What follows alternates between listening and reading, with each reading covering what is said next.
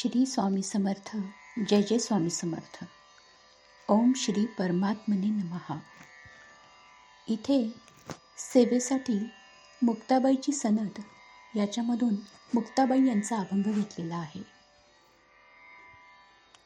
गुरुकृपा प्रत्ययासी आली, गुरुकृपा प्रत्ययासी आली, कशी ती कळली सांग दादा. लेखा नाही आला साधन करता, लेखा नाही आला साधन करता, तो कैसा येईल हाता सांग दादा. व्यास ते वाल्मिकी वर्णिती अपार, व्यास ते वाल्मिकी वर्णिती अपार, तयासा हा पार कळला नाही. वेदासन कळे श्रुती वेडावले, वेदासीन कळे श्रुती वेडावले, तो कैसा येईल हाता सांग दादा. इंद्रिया वेगळा मन बुद्धी निराळा, इंद्रिया वेगळा मन बुद्धी निराळा, सर्वात व्यापला कैसा कळे. मुक्ताबाई म्हणे कैसे ज्ञानराजा, मुक्ताबाई म्हणे कैसे ज्ञानराजा, संदेहा माझा फेडोनिया. इथे मुक्ताबाईंनी ज्ञानेश्वर महाराजांना काही प्रश्न विचारलेत. गुरुकृपा झाली प्रत्ययासी आली, सांगत कशी ती कळली नाही दादा. गुरुची कृपा तर झाली, मला ज्ञानाचा प्रकाशाचा अनुभव पण आला, पण त्या दिव्य अनुभूतीचे स्वरूप तूच मला स्पष्ट करून सांग दादा. लेखा नाही आला साधन करता, तो कैसा येईल हाता सांग दादा. मुक्ताबाई म्हणते साधन उपासना अभ्यास याचा लेखाजोखा मला करता आला नाही, मग ते अनुभव ज्ञान कसे प्राप्त झाले मला काही कळत नाही, तूच मला समजावून सांग दादा.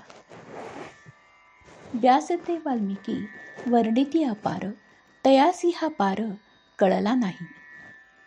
व्यास वाल्मिकी या महान संतांनी ज्ञानाचे विस्तृत वर्णन केले आहे, पण धर्म अध्यात्माचा परार्थ मला अजूनही स्पष्टपणे कळला नाही. मी त्या सत्याचा खरा अर्थ समजून घेतला नाही, तूच मला स्पष्ट करून सांग. वेदासीन कळे श्रुती वेडावले, वेदासीन कळे श्रुती वेडावले, तो कैसा हाता येईल सांग दादा. वेदामधले काही अर्थ समजत नाही, श्रुती वाचून तर लोक वेडे झालेत. ही इतकी व्यापक आहे, उलट मन भ्रमाकडे वळते. मग सांग दादा हे ज्ञान कसे साधता येईल. इंद्रिया वेगळा मन बुद्धी निराळा, सर्वात व्यापला कैसा कळे.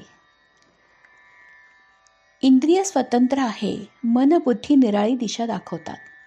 सगळीकडे व्यापून असलेलं परमसत्य कसे जाणता येईल, कारण इंद्रिय मन बुद्धी यांचा ताणतणाव पाहता सार्वत्रिक सत्याचा सांग दादा कसा बोध होईल. मुक्ताबाई म्हणे कैसे ज्ञानराजा, संदेहा माझा फेडोनिया. मुक्ताबाई म्हणतात माझा संदेह तुझ्यापासून कोण दूर करेल.